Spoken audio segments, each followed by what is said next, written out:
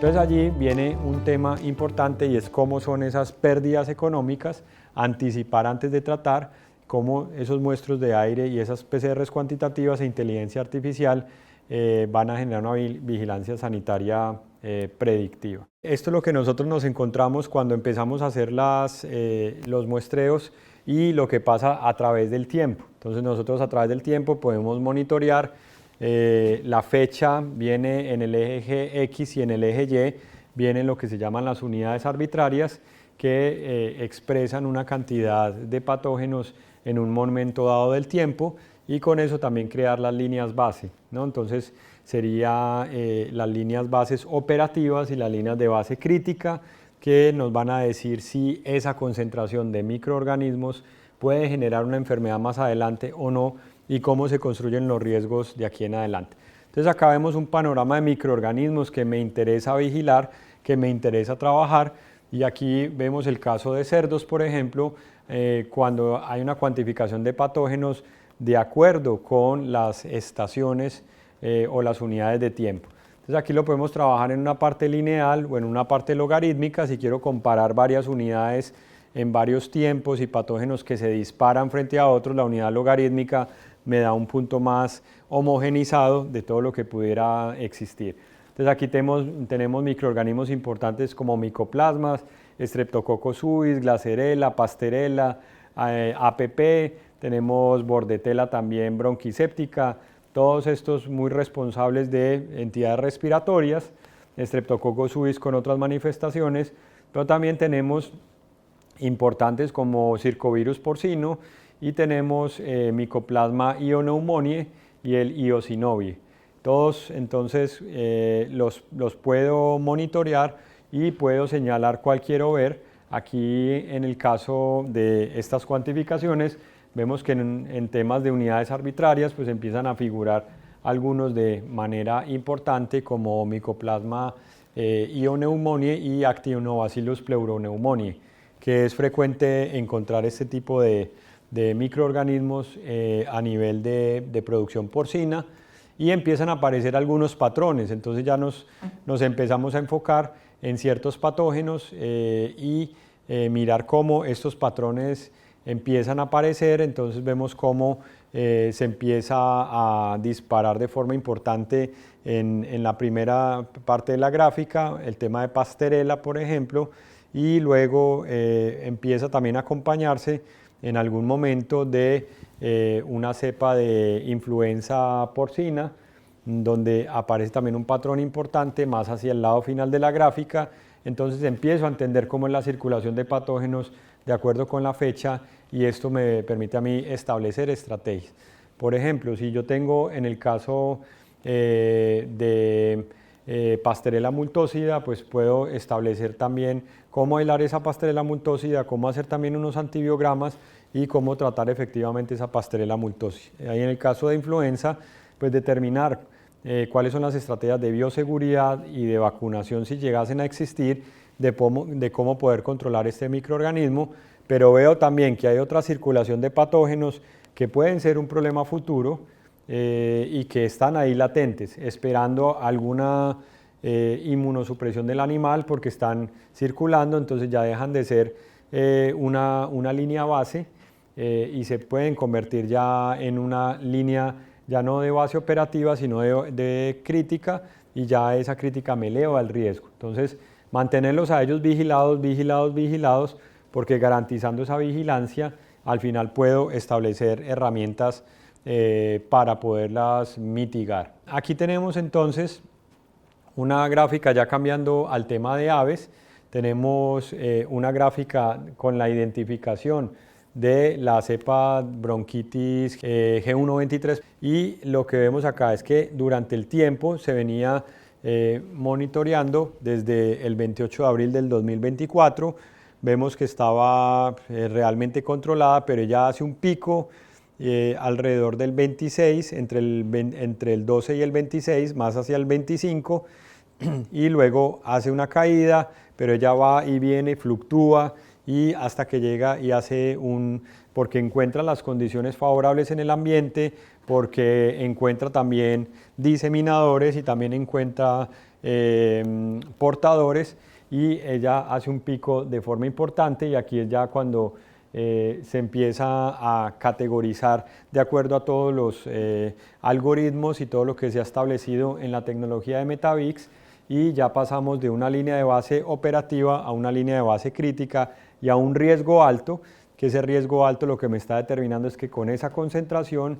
a las 3 o 4 semanas voy a tener ya signos en los animales. Entonces esto pues me permite anticiparme y permite poder establecer todas las estrategias que tenga al lugar, y fuera de eso tener un tiempo también de anticipación para poder pensar muy bien en esas estrategias. Entonces acá vemos un demo donde lo que estamos viendo es cómo la plataforma está trabajando, y lo que podemos ver es cómo tenemos las alertas críticas. Esas alertas críticas son basadas en las líneas de base crítica, y lo que me está diciendo es qué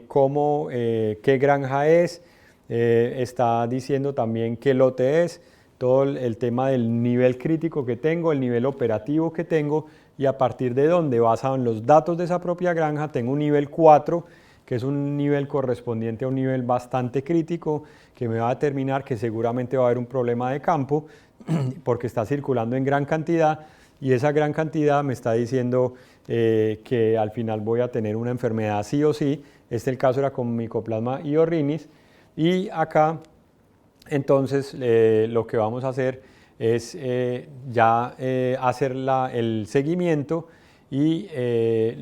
poder determinar qué pasó con ese seguimiento, cuáles son las nuevas decisiones que se van a tomar, y cuál es todo lo que se va a unir de datos posteriores después de haber tenido la línea de base crítica y todo ese nivel 4 de riesgo. Entonces aquí se coloca la fecha, se coloca la decisión, entonces se coloca llamar al veterinario para que vaya y tome las decisiones respectivas, y luego ya se puede hacer todo el seguimiento. Entonces con eso ya se genera una serie de alertas también, que el productor le llega inmediatamente, se detecta esa alerta y queda toda la trazabilidad en el sistema midiendo esa parte. Entonces aquí tenemos también un caso de PIRS, el síndrome reproductivo y respiratorio porcino, y vemos los valores de línea base operativa, la línea de base crítica, y también a partir de qué valores se hizo la medición, la línea base operativa, la línea de base crítica, y esto realmente a qué tipo de riesgo se define de acuerdo a al valor que se obtuvo. Entonces aquí por ejemplo tenemos un caso de Brachyspira iodisenteridae, también tenemos Mycoplasma iorrinis,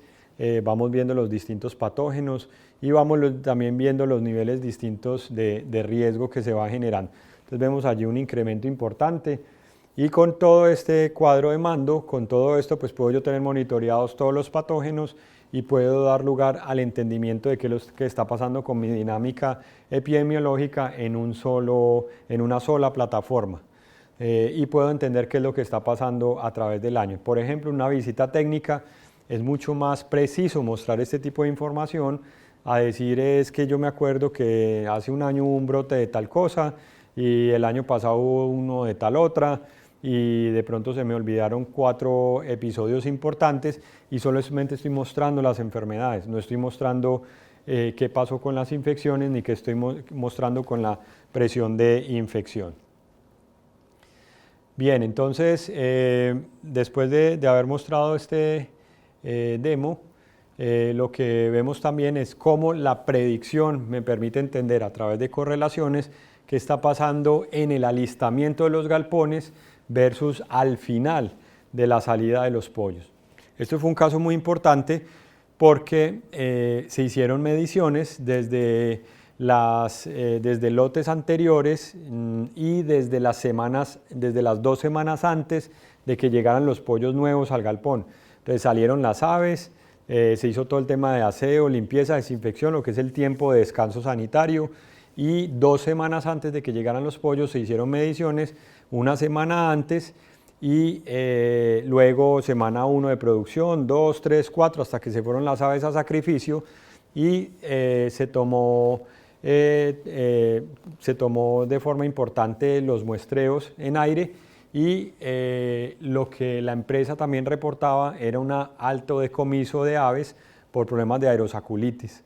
Y esa aerosaculitis, entonces, lo que se logró medir es que en la semana -1 específicamente, la concentración que había en el aire antes de llegar los pollos era un 90% correlacionable con valor R, coeficiente de correlación de un 90% de lo que pasaba en la semana 6 cuando se hacía el diagnóstico de las aerosaculitis. Quiere decir que yo con un 90% de precisión puedo predecir qué va a pasar con las aerosaculitis de acuerdo en la concentración de patógenos en el aire. Y eso fue bastante novedoso, bastante interesante porque esta compañía tenía fuertes criterios de control de bioseguridad y creía que estaba haciendo todo bien. Pero resulta que acá nos damos cuenta que no estaban haciendo todo tan bien porque al final tenían unas aerosaculitis y ellos no sabían de qué origen era. Y allí pues se pudo tomar unas decisiones con base en eso. Entonces el resumen es altos descartes en faena, predicción de un 90%. En el ciclo anterior, ni siquiera con la semana 1, semana 2, donde ya no hay mucho tiempo, y también un valor comercial, que hay una reducción de descartes de forma importante, entonces vamos a tener mucho más carne vendible porque al final vamos a poder controlar esas aerosaculitis. La cuantificación aquí en un caso de bronquitis, la cuantificación de patógenos durante las distintas semanas de vida, y esto es lo que pasa en muchas ocasiones con la misma dinámica de la bronquitis. Entonces los pollos llegan vacunados en incubadora, hacen un pico importante vacunal, pero después empezamos a tener cepas de campo. Entonces la vacuna no alcanza a proteger, pero tampoco podemos vacunar las aves en campo contra bronquitis, o porque sale muy costoso o porque tampoco hay una protección suficiente. Entonces aquí vemos la cepa vacunal, cómo la cepa vacunal cae, y al caer tanto que a la semana 4 ni siquiera está circulando, y lo que vemos aquí es que hay el resurgimiento de cepas de campo y vemos aquí un repunte en la semana 6, que es lo que vemos muchas veces en la dinámica comercial normal, que las aves tienen un problema de bronquitis importante, empiezan a tener ruido respiratorio ya muy cercanos a la salida, no podemos tratar por el tema de retiro con antibióticos, por el tema también de otras contaminaciones secundarias, y tampoco podemos hacer mucho ya porque ya son aves que están cercanas a sacrificio, y lo que queremos hacer es que se enfermen lo menos posible, pero pues ahí está el riesgo de esas aves. Entonces ahí vemos cómo también se pueden adoptar estrategias para poder mitigar los efectos que tiene esa bronquitis en última semana. Y cuando vamos a los datos productivos nos damos cuenta que las aves primero tienen estrés térmico porque ya están en una semana muy avanzada y el ave le cuesta disipar el calor en esa edad. Segundo, tenemos también unos compromisos importantes en ganancia de peso, entonces son aves que no están llegando a los consumos suficientes, no están consumiendo más de 200 gramos, no están ganando el peso que deben ganar, y fuera de eso también pueden llegar a haber problemas de engrasamiento. Aquí vemos la cuantificación de patógenos de salmonela, específicamente bajo la concentración a través de las semanas, y vemos cómo la salmonela hace un pico importante de una concentración en unidades arbitrarias de 10 a la 3, y vemos también cómo esos picos de alta concentración, que luego se repite en la semana 26,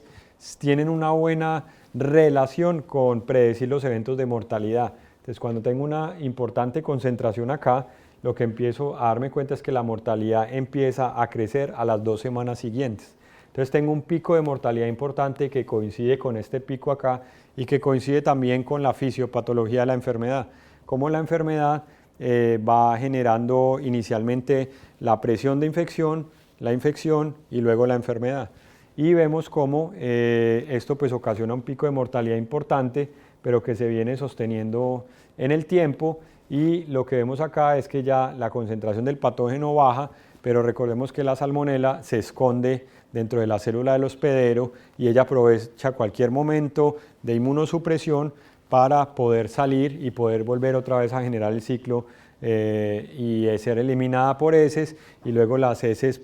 mediante los bioaerosoles también se pueden detectar